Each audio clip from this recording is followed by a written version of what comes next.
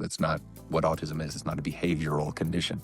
It's a neurological condition. It's the nervous system being completely wired in a different way. I'd love to say that I do, that it all comes from this heroic trying to do something great for society. It really just comes down to I'm a dad, and my son is autistic, and it is my responsibility to advocate for him because he can't advocate for himself. There's so much fear of judgment, and especially in fathers, we don't want to appear weak, and often, expressing that we do have something wrong, or that there is something we can't figure out, or something that's wrong with us. It's a sign of weakness, and it's not. It's just a sign of being human.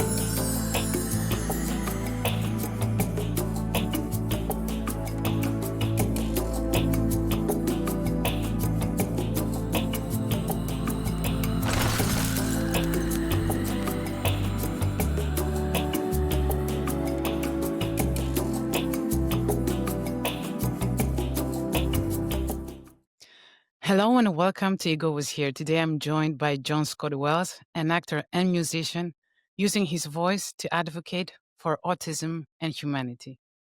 Hello, John. First of all, how are you? I'm doing well. Crazy busy. It's been a really intense few months, just schedule-wise, but I'm doing well. Thank you. So my first question is, what drew you to acting in the first place, and has that motivation changed over the years? Yeah, I was always growing up. I was always a kid that loved escapism. I loved movies. I loved stories. I loved storytelling. I loved fantasy, books, literature. Just anything that kind of took you away. I mean, I was always a very introverted kid, so any type of escapism, I was just really, really drawn to, and ultimately that's what acting is. It's like the ultimate form of escapism. Yes. So, yeah, as I fell in love with film, and as far as acting, I kind of fell into it just naturally. I think I was always drawn to it, and it was always drawn to me. Sort of enveloped my life. As far as the motivation, has it changed? I think that it's always kind of wavering degrees of motivation, because every project is kind of different, and you do every project for different reasons. But the love of the craft, I think, is always kind of the same. It always is that sort of love of storytelling and escapism and fantasy. Yes, yes. And do you approach singing or music in the same way you approach acting? More or less. I mean, the music stuff is really these days more of a hobby. It's just kind of something I enjoy doing. It's a form of just, as human beings, we just always have so much stuff in here, and I think it's just good to just take it and just put it out. Whether you feel it's good or bad, or if other people think it's good or bad, I think we feel too much and we think too much to just, go to the grave with it all Yes. left unsaid and unshown. So I've always just been an advocate of make art in every way that you can, experiment with it as much as you can, and just create stuff and put it out there. And um, if something sticks to someone, or if it endures, or if it just fizzles out very quickly, it doesn't matter. It's just as long as you're making stuff and doing stuff. I just think that's kind of what we're meant to do as people. Yeah, exactly, exactly. So, John, when a role is emotionally intense, how do you balance authenticity with self control? Well, I mean, it takes practice. It takes experience. I know very early on, when I was first getting into it and doing really, really heavy drama, it would come home with me, and it would linger. But I think the more, it's like training any muscle. It's within the mind. The more you do it, the more control you have over it. So I think just with time and experience and practice, it's really just kind of psychological warfare with yourself and figuring out, your own psychology and your own philosophy. But it is a tricky thing. Finding finding kind of the safe balance between self and, whatever, Character, yes, circum- yes. yeah, whatever circumstance you've been tasked to take on. Mhm. And that's a deep and kind of winding conversation that I don't think we need to totally get into. But I think ultimately it just takes time and practice. Yes. Can you tell me about your experience working on learning you, and what this film really meant to you personally and professionally. Well, first and foremost, I was the director, Tyler Sansom, who's a good friend I've worked with several times. He reached out to me about it, which I would work with Tyler on anything, regardless of what the content. I love the guy. I love working with him. I think he's a talented storyteller and talented filmmaker.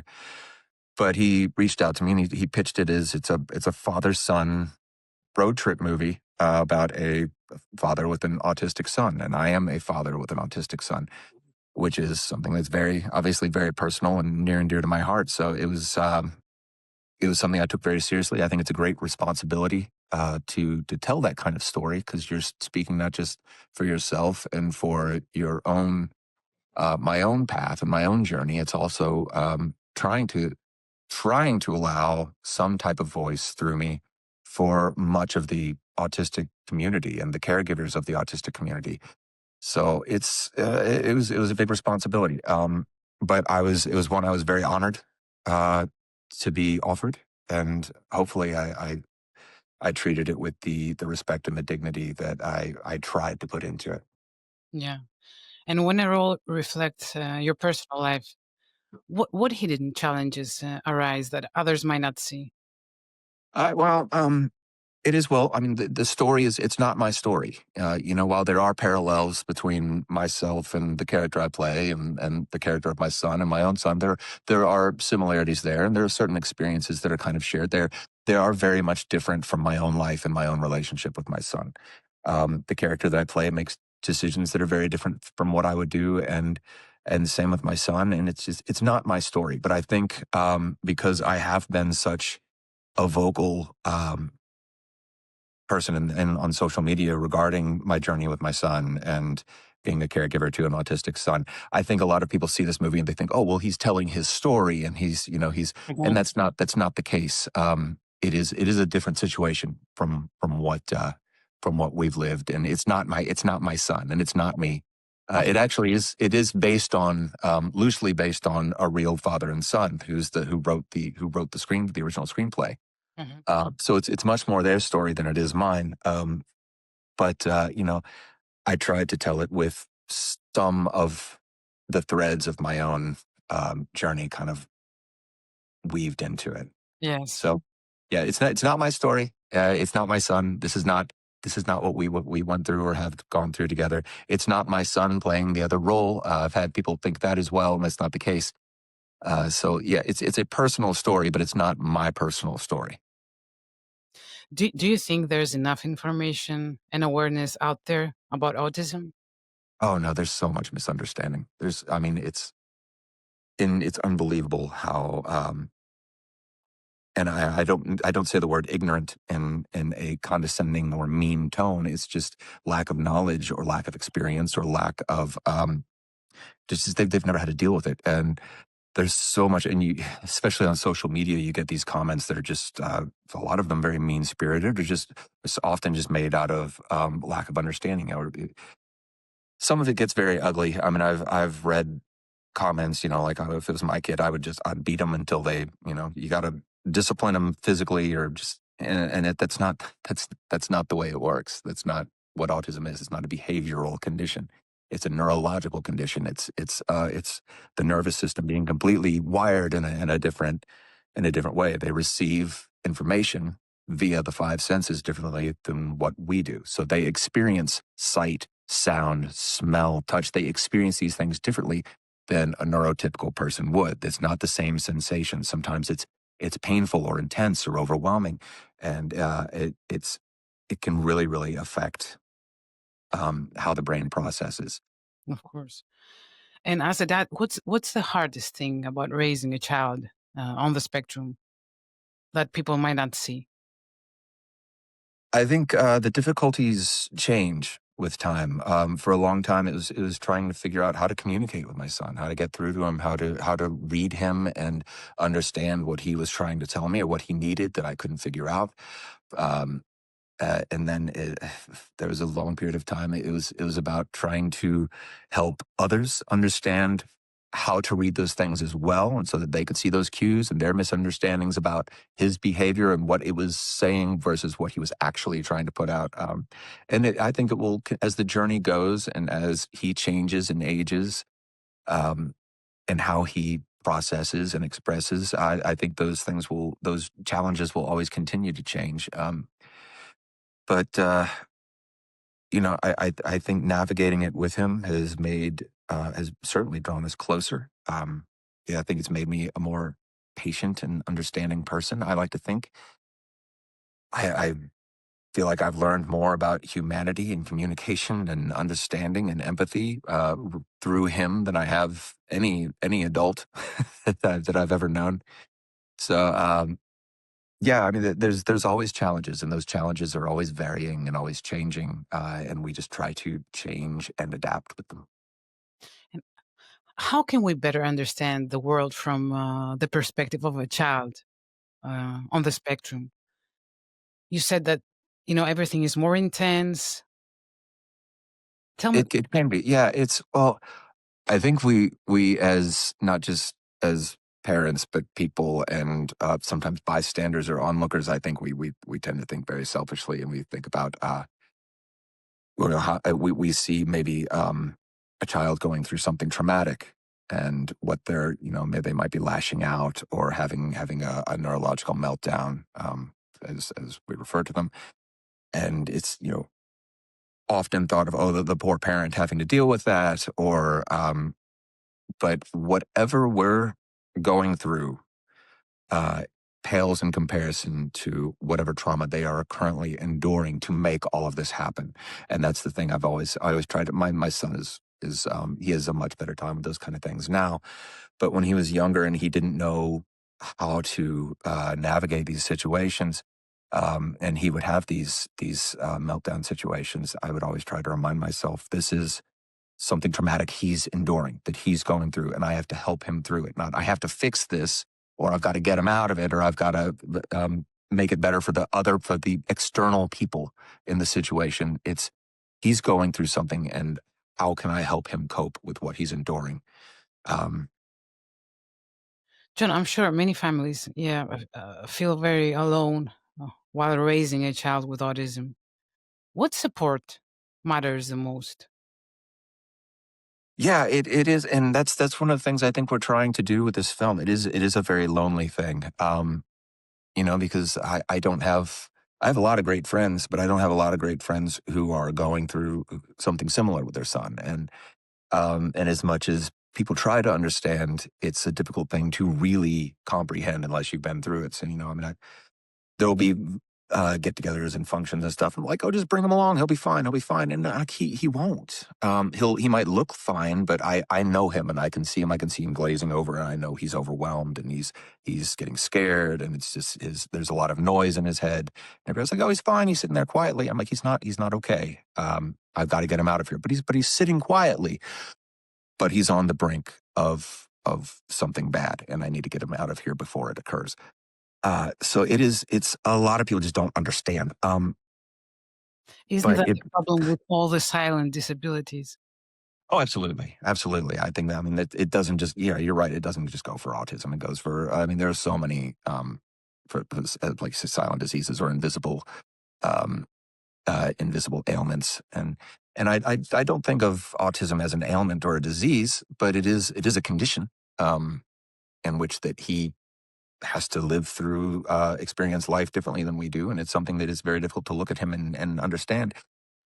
Yeah. But uh, hopefully with this film, we can showcase some of that, and some parents and some caregivers can see it and be like, someone else kind of gets it. Yeah. And there's lots of communities online. If you look and if you dig through a lot of the noise, you can find some really great people with a lot of great information and great insight and philosophies, and they're wonderful resources out there. But you've got to be willing to put forth the work to really look and sift through a lot of there's just a lot of noise, especially right now regarding autism. There's so much misinformation and so many conflicting opinions, and there's just a lot of noise right now. But if you can dig through it, sift through it, and find your people and find what makes sense to you. There is help, and there's resources, and there's information, and there's friendship and kinship to be found. Hmm. John, if your son could see himself through your eyes, what do you wish he knew about his strength, his uniqueness, and his impact on you? I I would love for him to see how loved he is and how impressed I am by him every day. And I think what he really brings to me that I think he's actually pretty aware of is how much joy and humor he really brings to whatever room he's in. He is a very big personality, and he's a very silly kid, and he loves being lighthearted, and it's such a great thing to have around. And as someone who lives as heavily as I tend to do sometimes, it's wonderful having someone who just brings that much levity along with us. So I'm really grateful to him to just be that joyful. I'm sure you are. How has your perspective on life changed after becoming a father? You have two kids, right? You have a daughter? I do, yeah. It's the funniest thing. I did not want to be a father. I was very, I was, and I would have told you at the time, I was living selfishly. I wanted to live for me. I wanted to do what I wanted to do. I didn't want to be a father. My own father was not invested in being a father. Mhm. He resented, I think, being a father, and he was disconnected. And I didn't want to mirror that. I was very afraid of being that myself. Mm. He wanted to do what he wanted to do, and I was at the time I wanted to do what I wanted to do. But the moment my daughter was born, the very second I held her for the very first time, I was the very first person that held her, even before her mother. I got to hold her, and it was all of the wiring within me just changed. It was that quick, and I no longer cared about all the things that I thought were so important to me suddenly became much less important. And I could actually live uh, kind of selflessly on something. And I felt how good that felt, to just want to care for this person and to want Yes. to make sure this person had the best possible life. And that was cool. And that was exciting. And yeah, and I think for some people that shift happens very naturally, and some people struggle with it. I know my father apparently struggled with it, but for me, it was just an instantaneous switching of the tracks. And now being a father is by far I mean, I still love doing the things that I do. I love making film. I love travel. I love all of these things. But I also love doing these things via my children. I love traveling with my children. I love showing them the world and showing them all the amazing things that are in the world, and experiencing life with them and showing them how cool life can be. To see that vicariously through them is very much like being a child again myself. Like Christmas is Yes. magical, Yes. like it was when you're a kid. It's like Yes. when you're, you when you grow out of it, Christmas is just kind of Christmas. It's just a kind of time of year. But then you have kids, and you're like, oh my god, it's magical again, and you get excited about that stuff again, and it's a really cool thing. Um, but I would give up any of the things that I love for my children in a heartbeat, and I don't resent them for that. I'm grateful to have the opportunity to carry the responsibility of leading them and showing them how to live through this crazy world that we're in. I couldn't agree one more. For me, it was the same. Like when I gave birth to my daughter, I was real afraid to become a mother. But then when it happened, I think it was the best thing that ever happened to me. Yeah, it's a Uh, terrifying thing because It it's it such is, a it's and the nobody biggest talks change. about it. It's like a taboo. That you have to be prepared to become a parent. But no, we're just human. Sometimes you're not. Like for Yeah. me, because I grew up with chronic anxiety. Everything felt overwhelming, and becoming a mother was terrifying. So when it happened, I don't know. I felt that transformation. Like I felt less afraid Mm. for some weird reason. It was And there's no planning you can do for it because you no. don't know what you're really getting into until you're into it. Yes, yes, yes. And because every child is unique, right? The experience for every person is so different. For me, it's like being with my best friend. Yeah. Oh, Uh, exactly. yeah, It very much is. It very much is. They've brought so much to my life, and I feel I have such a companionship with my children, and it was scary taking on kind of that leadership role. um, To be that responsible for someone else's well being is a very scary thing. But with that, you adapt and you grow and you become a more powerful and responsible and assertive person. And it's the most defining, self-defining thing I've been through. I think So I'm sure you you can attest. yes, I think you learn yourself better. Sometimes I think, I don't know if it's because of my growing anxiety, but I felt like a child, being with a child, like having to raise a child. And I also felt like a child. So Mm. sometimes it was really terrifying, but you No, I get adapt. that. I feel like Yeah. all of us are kind of faking adulthood to an Yes. extent. Yes. Like Yes. we're all still kind of like the kids, just in older bodies with a lot more responsibility. And there's part of that that's still like, oh, what am I doing? Yeah. Um, Yes. but Yes. if you just got to plow through it and just say, oh, I'm going to take the reins and hope this works out. And so far, I think as long as you're assertive and you try to make good decisions, I think that's really what adulthood is. I don't think anyone really has it figured out. I think we're all just kind of faking it. But Yes. just make Yes. good decisions, make selfless decisions, and power forward. Yeah. Has acting, storytelling, or music influenced how you communicate with your child or how you explain the world to them? Um, Well, in a way, yes. Well, my daughter, especially, I think just movies in general is something we've really bonded through. She's a huge cinephile. She loves movies more than anyone I've ever met. She loves classic cinema. She could tell you every Oscar winner from like the Wow. 1950s. So, I mean, she knows her knowledge of film history is just astonishing.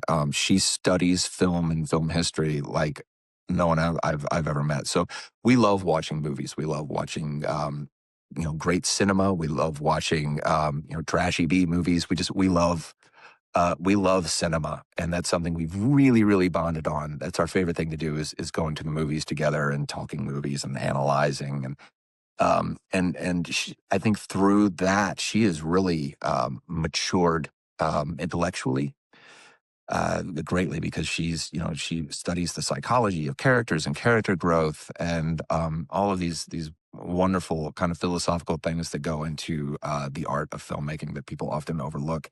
She has really dug her fingers into, and How it's old is she, John? she just turned 16 a couple days ago. Yeah, so yeah, she's a fun kid. Do you think she's gonna follow your footsteps? I think she wants to work in film to some degree. She talks about wanting to. She does theater right now. She does a lot of stage acting, but I think she's drawn more to screenwriting and directing and that kind of stuff right now. Mhm. So, who's to say? I know she'll probably pursue the arts like that in some way, but also the industry is changing so much right now. So, who's to say what it's really even going to be like in 10 years from now? So it's going to be an interesting journey for her. And how is your experience in the industry? I mean, because it's really competitive. It's It's a really tough business to try to make any kind of headway in. I have been extremely lucky and extremely blessed. I'm a very privileged guy in that regard, and I see that and I acknowledge that. Got to start very early on. My very first movie that I did was an indie movie that I was the lead in, and it got international distribution. You could go into any store that sells DVDs, and there was a movie with my face and name on the cover, and that was my first movie. So I that was a stepping stone to everything else that I've done in my career. So to have done that um, really made it a lot easier as far as working in the indie film circuit, and that's kind of sustained me. So, and I've always kind of gotten those indie leading man jobs, and that's where I dwell. That's where I stay, and I'm comfortable there, and I'm content working. Just as long as I continue to work as I am, I'm happy. I'm not trying to be an A-list movie star or anything like that. I don't care about the size of the stage. I just care about the work of the actor, and that's all in here. It doesn't matter how big the production is. My job, go walking into a role and figuring out who this character is and how to best portray him. That's all in here. That has nothing to do with how much money is in the production or what cameras they're shooting on or what the distribution is going to be. My job is always the same. So as long as I can keep doing that job consistently, I'm very happy and very lucky. Yeah. So when life becomes overwhelming, what's the moment or memory that brings you back to yourself? Mm. Because in such a competitive industry, I think I'm sure life gets really intense at times. And with all those rejections, as you said, your first job was extraordinary, but I'm sure there were rejections down the road for you. Yeah, there's lots of disappointments. And disappointment comes in many forms in this business. Sometimes it's something that you think is going to be great and it turns out to not be great, or it's something you think you're going to land that you don't, or something that just never really gets off the ground. I've come to not focus on that stuff quite as much, but when those disappointments do hit, it's for me. Everything is grounded in my children. It always comes back to that. That's my ultimate role. That's my ultimate responsibility.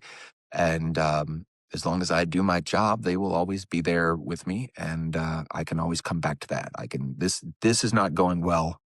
Back to the foundation, and then I could build up from there. Yes.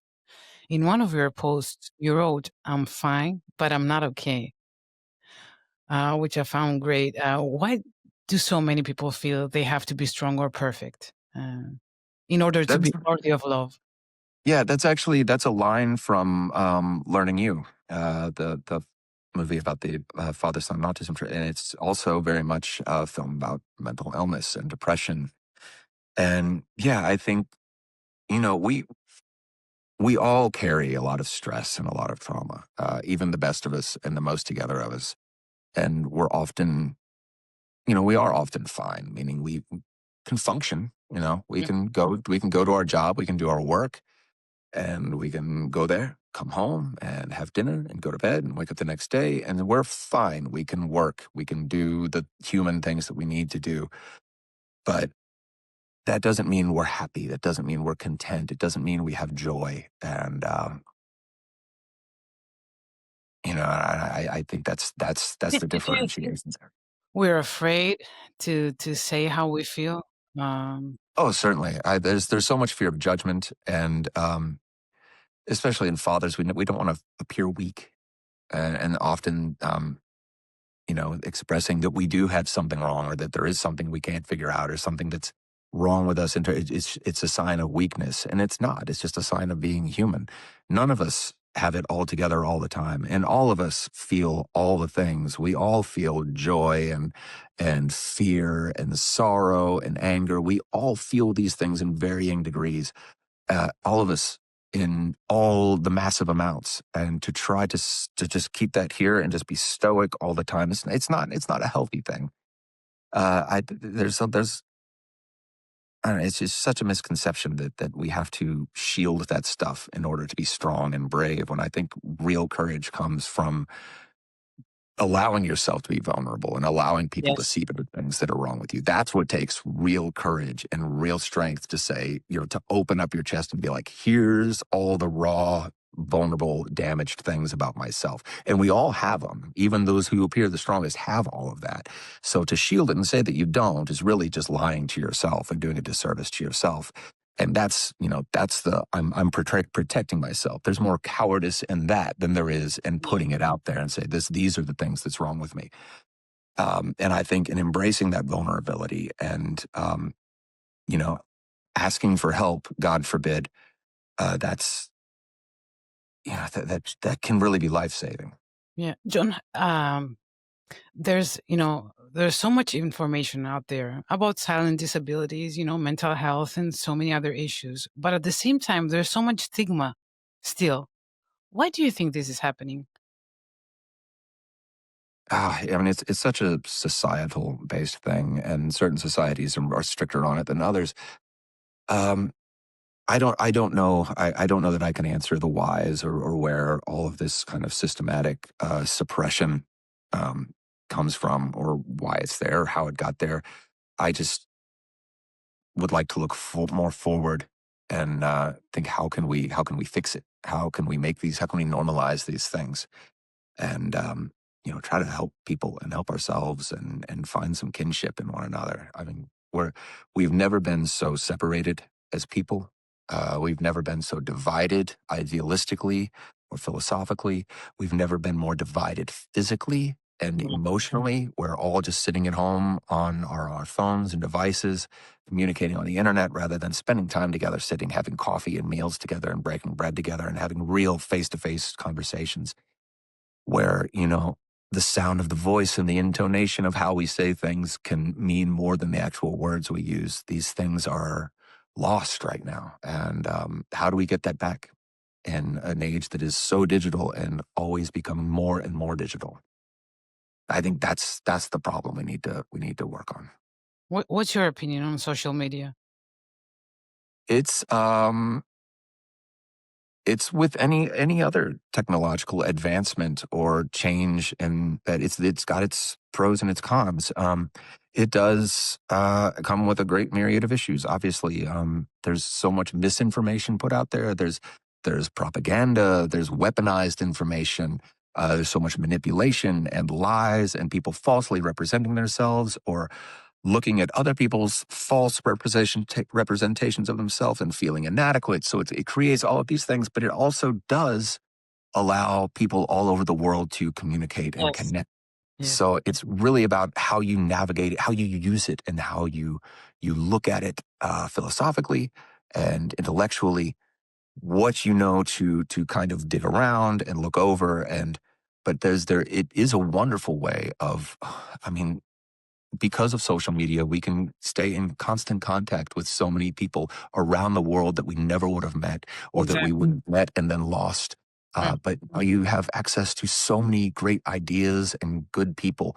You've just like we were saying earlier, you just got to be able to navigate the noise. Mhm. So I think it's a blessing and a curse. It really comes down to how you utilize it. Yeah. And what strategies or practices help you manage stress, anxiety, or moments of overwhelm? Art is a lifesaver. Art is always a lifesaver. Art will always be a lifesaver. Um, Being around people that you love and that love you, and just letting go of the things that you can't control and you have no power over, just discarding that and just focusing on the things that you can control and that you do have power over, and fixing those and making sure that those are in good order. I'm a big follower of Stoic philosophy and the four Mm. principles that come with that, and just making sure you remain a good person, that you make good decisions, that you keep your wisdom about you, and do the righteous things, and focus on the people who are close to you, who love you, and spending time with them. You'll find comfort in that. That will always save you, will always ground you. And all of the trauma and insanity going on around you and in the world that you just can't manipulate, you've got to let go of the reins on that and stop trying to be responsible for it, because you can't be. Let go of Yes. it and try to find some peace every day. Mm. Do you see parallels between the emotional masks actors wear on set and the masks people wear in everyday life? Certainly. Um, I mean, even just personally, I mean, every role that we play, you have to find or place facets of yours to play them authentically. You have to have those connections of yourself and the character. So no matter how different they seem, there's always connecting fibers. And when you realize that within your work, that if you can take this character who is nothing like yourself, completely different interests and motivations and actions and decision making, it could be what you deem to be a vile, selfish person who does things just horrifically, there are human elements that are always going to be there that we all share. And if you can find that in a fictitious character, you can find that in your neighbor and the people that you're fighting with on the internet. There's always going to be those similarities within the roots of us. And I think being mindful of that kind of can, it also allows for a bit more human empathy. So, which is one of the cool things about being an actor. It's really just a study in humanity. It is. It is. Yeah. Stepping into other people's shoes and being able to see the world through their It's all perspective play. Yeah, it's very much perspective play. Yes, Absolutely. yes, yes. John, tell me, what was your best moment in the industry and your worst? Oh, the worst. There are so many worsts. I don't even know where to begin. Oh, the worst. I'm not going to say the very worst. I will say a bad situation that I was in on set. I was doing a horror movie, and there was an individual he was kind of a B movie. I don't know that I had never heard of him, but the director was a fan of their work, and he had done some B movie stuff that he thought was really great. And this individual was a self proclaimed method actor who didn't understand what method acting really was, and he would show up to set heavily intoxicated every day, and which is just disastrous. And to say it's unprofessional is so dramatically downplaying it. It should never be done. Um, but this guy thought it would be really cool to improvise a punch to one of his other co-stars, and so he actually physically punched one of the other co-stars, and it was an ugly scene. It was an ugly scene. People were walking off set, and obviously there's a lot of drama. That was a really really bad day. Um, as far as the best, uh, well, it was very rewarding. The Learning You premiere was a really really great thing because I got to have my whole family there, and I got to have my kids there, and have my son there on the red carpet. That was a really really special moment. But I don't. That's not really the acting part, though, is it? That's just kind of that's a result of the work itself. As far as putting in the work itself, I think every day that I get to go to work and put in uh, a piece of me into something, and to Mm. feel like did a job well done, and that is it's equally rewarding every time. It doesn't Yes. matter the scale of it. It's if I can go put in a performance and feel out of body and come back to it when they say cut and hear that the director was pleased with it and that I feel pleased with it and have a nice rapport with my co-stars. It's equally rewarding every time, and it is the pinnacle of what we do. Yes. So another question is, what does authenticity mean to you, both personally and professionally? I think authenticity, honesty. It's just honesty. It's not faking it. It's being real. It's being transparent. It's being human. It's giving real emotion. It's giving brutal truth, no matter how much it hurts to give or to receive. That's authenticity. It's just being real and being real with others and allowing them to be real back. Yeah, I couldn't agree more. So, what do you hope audiences to take away from your work and advocacy about living openly and embracing who we truly are?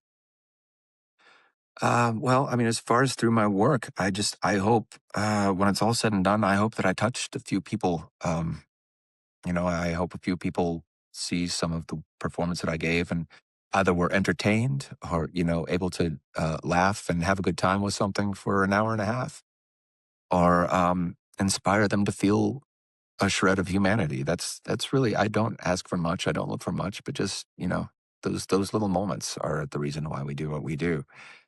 As far as what I hope to get from my advocacy work, I'd love to say that I do, that it all comes from this heroic trying to do something great for society. It really just comes down to I'm a dad, and my son is autistic, and it is my responsibility to advocate for him because he can't advocate for himself. I mean, my advocacy work is not doesn't really come from I'm fighting to make the world a better place. I'm just trying to be a good dad to my son, and I would like to see him in a world that treats him like a human being and allows him the same rights and opportunities that any human being should be allowed. So it's not some righteous fight. I'm just doing the job of a dad.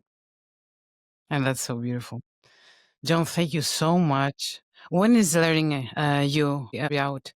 It will be in theaters on January 16th. January 16th, it will be in theaters across the United States and in Mexico. So, congratulations. And thank you so much for being here. It Thank was you. so nice talking to you. And for all of you, as you know, Ego was here, you were here, and that's enough.